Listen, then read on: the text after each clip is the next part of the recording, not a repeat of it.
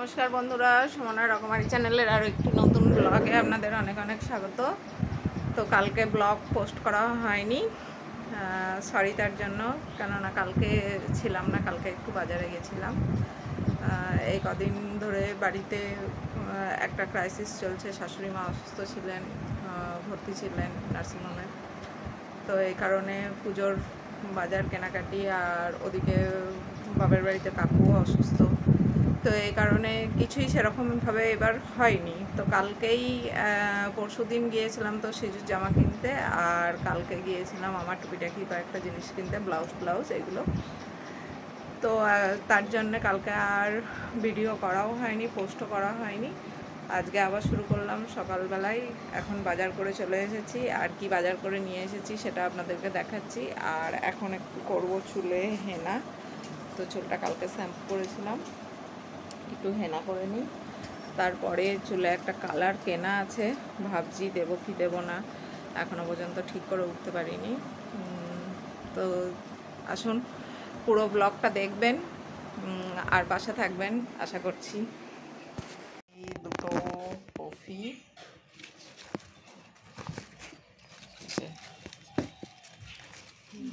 Coffee, আছে,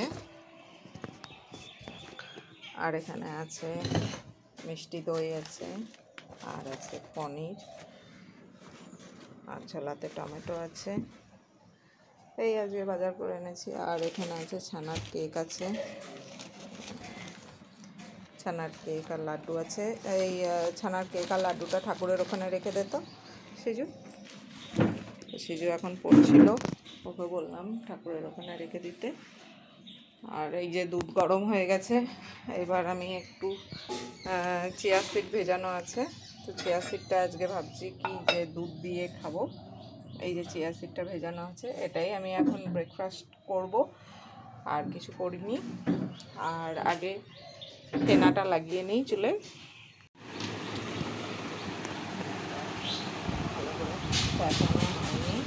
হেনাটা আগে লাগিয়ে নিই, তারপরে ইয়ে করবো।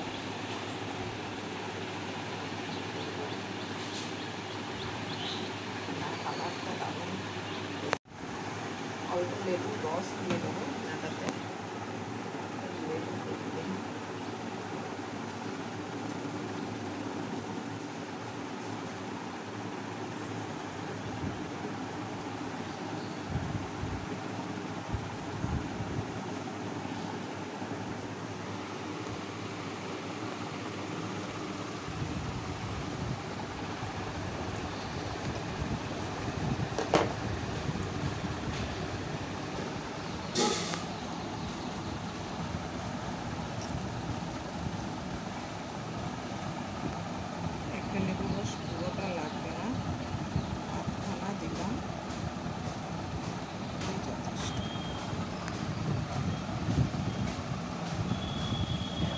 বন্ধুরা, এটা চিয়া সিড, যেমন চিয়া সিডটা আমি দুধ দিয়ে গুলে নিয়েছি, আর এবার এটাই খাবো। প্রতিদিন আমি দুধ দিয়ে খাই না, যদিও আজকে দুধটা আছে বলে দুধ দিয়ে খাচ্ছি।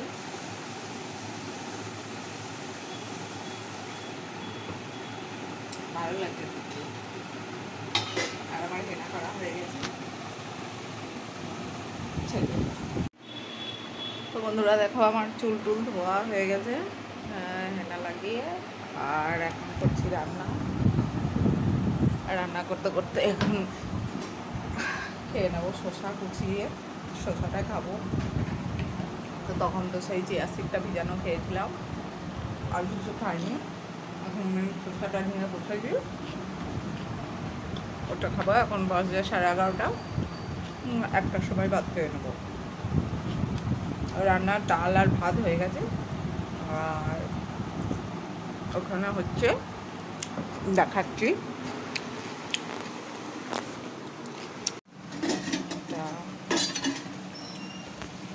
ফুলকপি, আলু, পনির আর সোয়াবিনও দিয়ে দিয়েছি এই তরকারিটার মধ্যে।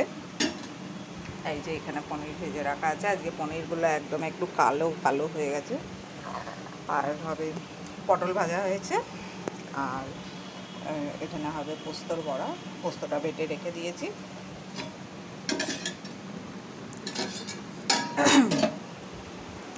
এখানে ভাত, আর এটা আছে গাজর দিয়ে অড়হরের ডাল। অড়হরের ডাল করেছি, দেখায়।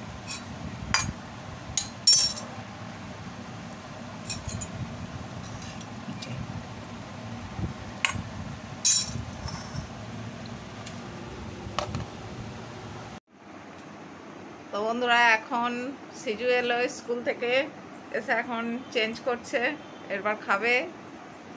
হাই হ্যালো করে দাও। আর আমি একটু যাব বান্ধবীর বাড়ি।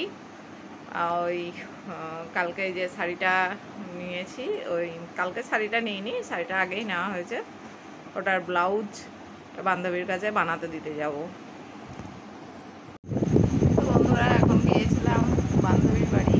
বান্ধবী বলতে কাকুলি, যেটা আপনারা অনেক ব্লগেই দেখেছেন, কিন্তু ওখানে গিয়ে ক্যামেরা অন করতে একদমই ভুলে গেছি। আসলে ব্লগ করাটার অভ্যাসটাই আমার নষ্ট হয়ে গিয়েছে।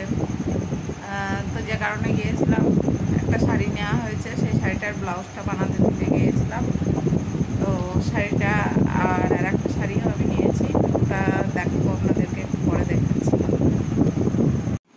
বলো না, অন্য কিছু বলো। কি বলবো, যা মন হয় তাই। কি বলবো, এটা স্যারের কাছ থেকে পড়েছে, বাড়ি ফিরলাম, তারপরে খেতে বসছি, এই এবার টিভি চালাচ্ছি। হারপিকের গল্পটা?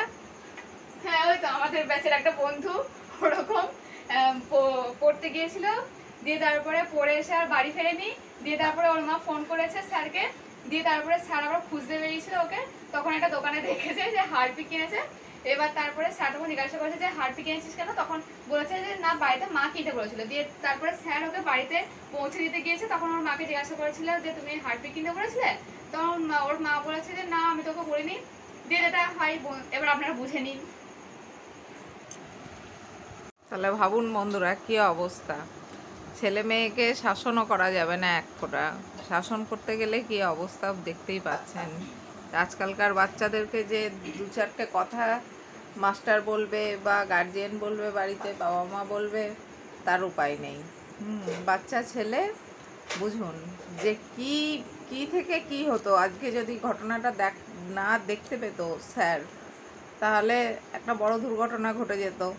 হ্যাঁ, মাথাতে বুদ্ধি আসেও কোথা থেকে এসব বাচ্চাদের, যা হারপিক কিনেছে, হারপিকটা খাবে বা কিছু একটা করবে, এই ধরনের চিন্তা ভাবনা ছিল।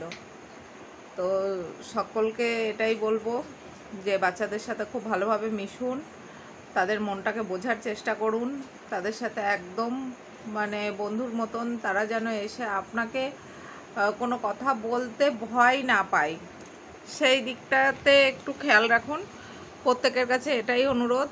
আমিও একটা বাচ্চার মা, তো এই যে টিন এজটা থাকে, এই সময়টা খুবই মানে গুরুত্বপূর্ণ সময় একটা জীবনের। এই টাইমটাতে একটা বাচ্চাকে বাবা মা থেকে বেশি কেউ ভালো বোঝে না। তো এই টাইমটাই খুব দরকার ওদের, মানে মনটা এত কমনীয় হয়ে থাকে যে খুবই দরকার ওদেরকে বোঝবার জন্য, ওদেরকে ভালো করে জানার জন্য ওদের সাথে খুব ভালোভাবে মিশতে হয়। তো যাই হোক, আজকের ব্লগ আমার এখানেই শেষ করছি। ভালো থাকবেন সকলে, আর কালকে দেখা হচ্ছে নতুন একটা ব্লগে। ততক্ষণের জন্য টাটা।